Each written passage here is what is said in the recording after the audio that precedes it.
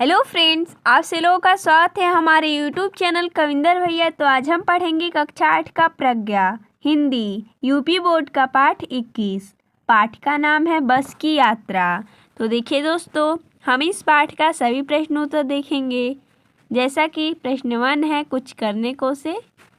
प्रश्न है, अधिक धुआं फेंकने वाले जर्जर और बहुत पुराने वाहन वायु प्रदूषण और अन्य खतरों को बढ़ावा देती हैं। वायु प्रदूषण के अन्य घटक कौन से हैं? इसका उल्लेख करते हुए वायु प्रदूषण पर एक लेख तैयार कीजिए। जैसा कि हमने यहाँ पर एक लेख तैयार किया है, इसका उत्तर हो जाएगा आजकल वायु प्रदूषण प्रमुख पर्यावरणीय मुद्दों में से एक है। वायु प्रदूषण के निरंतर बढ़ने के पीछे कई कारण हैं। सबसे अधिक वायु प्रदूषण ऑटोमोबाइल, परिवहन के साधन, औद्योगिकरण, बढ़ते शहरों आदि के कारण हो रहा है।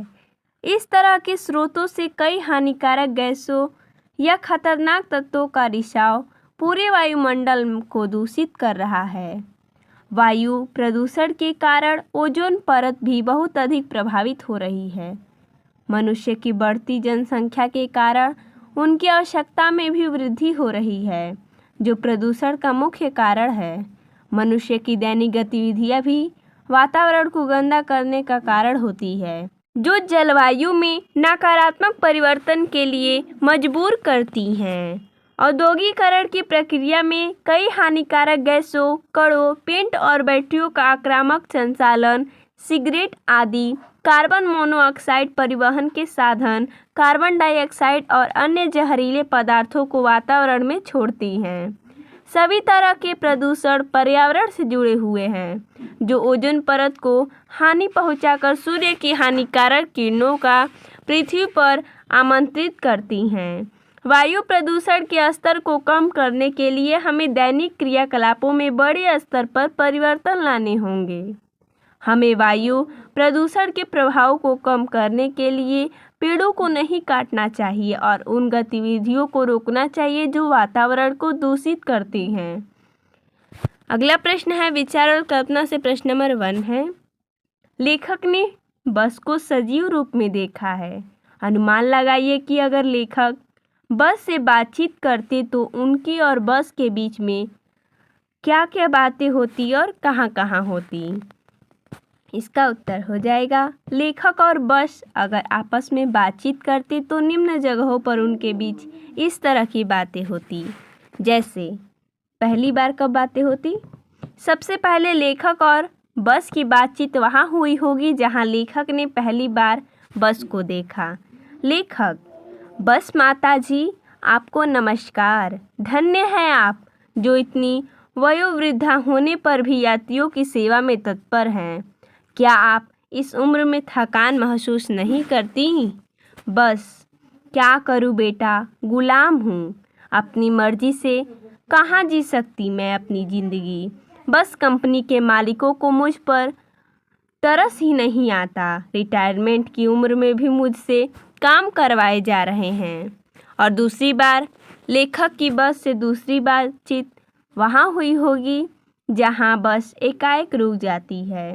लेखक, बस मैया रुक क्यों जाती हो बार बार? लगता है कुछ ज़्यादा ही थक गई हो। बस, तुम चिंता न करो, तुम सबको तुम्हारे गंतव्य तक अवश्य पहुंचा देगी देर सवेर। थोड़ा मुझे आराम कर लेने दो। और तीसरी बार लेखक और बस की तीसरी बार बातचीत तब हुई होगी जब बस नाले में गिरते गिरते बची है। बस, मुझे माफ़ करना बेटा, मेरी वजह से अभी तुम लोगों की यात्रा अंतिम यात्रा हो जाती। क्या करूं, आँखों की रोशनी भी कम हो गई है, रास्ता भी सूझ नहीं रहा और इस पर इतना कमज़ोर शरीर अब चला नहीं जा रहा मुझसे। लेखक, कोई बात नहीं बस मैया, हम तुम्हारी मजबूरी समझ रहे हैं, लेकिन हमें अफसोस है कि हम आपके लिए कुछ नहीं कर सकते। अगला प्रश्न है व्यंग से।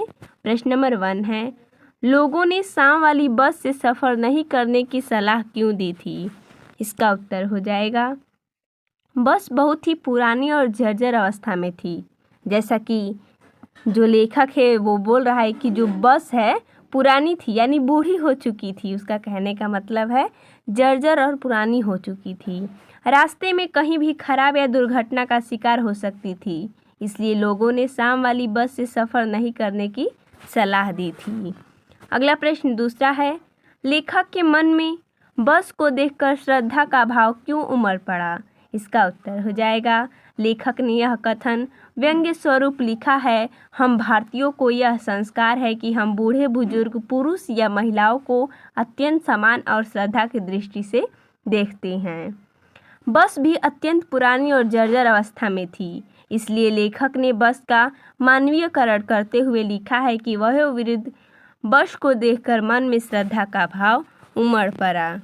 अगला प्रश्न है 3 नंबर, बस तक लेखक और उनके मित्रों को छोड़ने आए हुए लोगों के मन में क्या क्या भाव हो रहे थे? इसका उत्तर हो जाएगा, लेखक और उनके मित्रों को बस तक छोड़ने आए लोगों के मन में यह भाव आ रहे थे कि जैसे वे उन्हें अंतिम बार देख रहे हों और अंतिम विदा दे रहे हों। उनकी आंखें जैसे कह रही थी, आना जाना तो लगा ही रहता है, आया है तो जाएगा राजा रंग फकीर।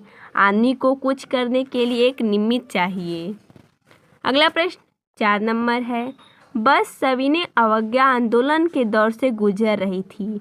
इस वाक्य से लेखक का क्या तात्पर्य है? इसका उत्तर हो जाएगा, सविनय अवज्ञा आंदोलन के दौरान भारत के लोगों ने गांधी जी के नेतृत्व में मिलजुल कर अंग्रेजों का विरोध विनम्रतापूर्वक किया था। उन्होंने अंग्रेजी कानूनों का उल्लंघन करने का आंदोलन भी शांतिपूर्वक चलाया था। बस का भी लगभग यही हाल था।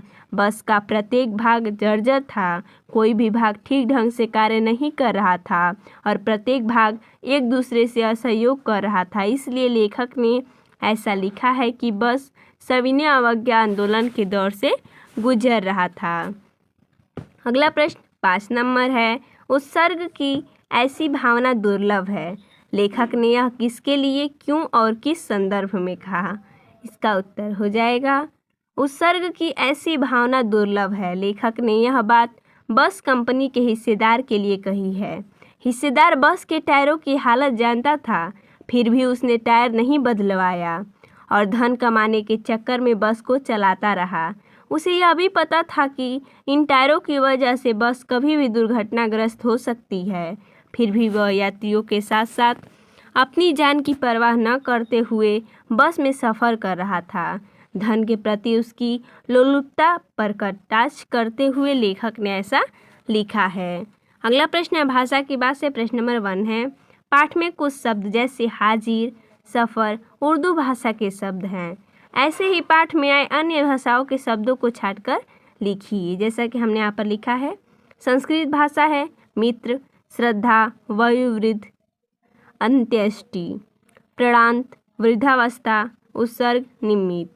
और अंग्रेजी भाषा है इंजन, बस, कंपनी, ट्रेनिंग, बॉडी, सीट, फूल, ब्रेक, पेट्रोल, टायर।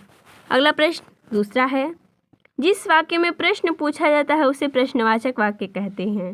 प्रश्नवाचक वाक्य में क्या, कहाँ, क्यों, कैसे आदि शब्दों का प्रयोग किया जाता है, परंतु पाठ में कुछ ऐसे वाक्य हैं जिनके उत्तर में इन शब्दों का प्रयोग किया जाता है। जैसे वह बोले चलती, क्यों नहीं हो जी, अभी चलेगी, हाँ जी, और कैसे चलेगी। जैसा कि इसका उत्तर हो जाएगा, प्रश्नवाचक वाक्य है, क्या तुम हमारे साथ चलोगे, तुम कल कहाँ गायब थे, यह तो बताओ कि हमारी गलती क्या है, रमा बार बार उधर क्यों देख रही है, पिताजी मुंबई से कब लौटेंगे। अगला प्रश्न तीसरा है, जिन शब्दों से एक से अधिक अर्थ होती हैं उन्हें अनेकार्थी शब्द कहती हैं। जैसे बस यातायात के साधन के अर्थ में, और एक बस होता है पर्याप्त के अर्थ में। नीचे दिए गए अनेकार्थी शब्दों के अर्थ लिखकर उनको वाक्यों में प्रयोग कीजिए। जैसा कि देखिए, कर, यहाँ पर कर का अर्थ है हाथ। यह पत्र दादी जी के कर कमलों से लिखा गया है, यानी कि हाथों से लिखा गया है। कर, यहाँ पर कर का अर्थ है टैक्स। हमें अपना बिक्री कर समय पर जमा करना चाहिए। पत्र, पत्र यहाँ पर अर्थ है चिट्ठी। बहुत दिन से अनुज का पत्र नहीं आया है। पत्र यहाँ पर अर्थ है पत्ता से। शिव जी को बेलपत्र चढ़ाया जाता है। सोना यहाँ पर धातु का है, स्वर धातु। सोना दिन ब दिन महंगा होता जा रहा है। सोना नींद वाला सोना है। इसका वाक्य प्रयोग हो जाएगा, बच्चा सोना चाहता है तो सोने दो। मन यानी कि हृदय, वाक्य प्रयोग हो जाएगा, मेरा मन इस बात को नहीं मान रहा है। मन एक होता है मन यानी वजन। किसान ने 1 मन चावल बेचा। तो देखिए दोस्तों, इसमें इतना ही प्रश्न दिया था। तो मिलते हैं नेक्स्ट वीडियो में, तब तक के लिए धन्यवाद दोस्तों।